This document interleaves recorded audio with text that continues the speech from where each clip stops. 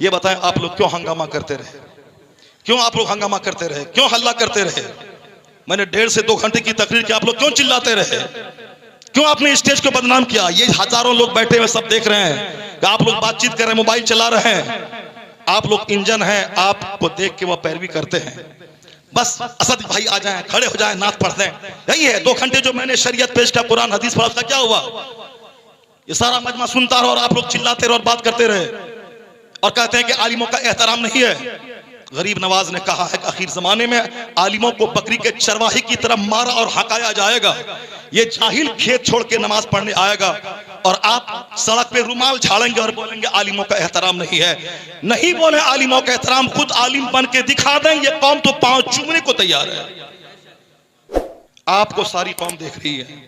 मैं कुछ नहीं बोला आपको इस 2 घंटे के दरमियान में।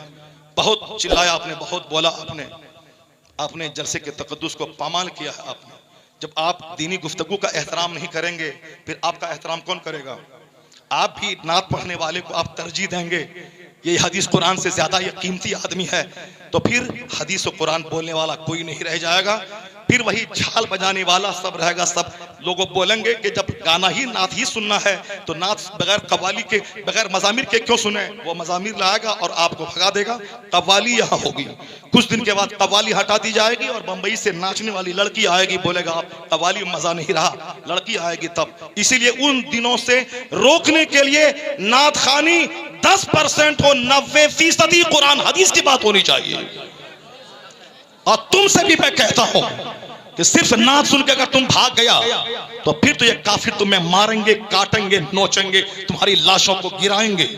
यही इस्लाम सिखाता है कि गाना गाएं। अगर तुम नात सुनने के बाद भागेगा, नात सुनना जरूरी नहीं है, कुरान सुनना जरूरी है, हदीस सुनना जरूरी है, बुजुर्गों की बात सुनना जरूरी है। और जो जरूरी है उसको बोलेगा जल्दी से खत्म करें, जल्दी से असद भाई को लाएं, जल्दी से नात सुने, फिर वो होगा। यहाँ तकरीर नहीं होगी, बंबई से रंडी आएगी और नाचेगी, वो काम हो जाएगा। इसलिए बर वक्त उसको रोकना होगा, बंद करना होगा। पीलीभीत इलाके में यहाँ उर्स की मजलिस में शेख चिल्ली आया और वो तबला बजा के सिर्फ लतीफा सुना के हंसाता रहा। मैंने कहा इसके जिम्मेदार वो कॉमेडी बोलने वाला मौलवी है।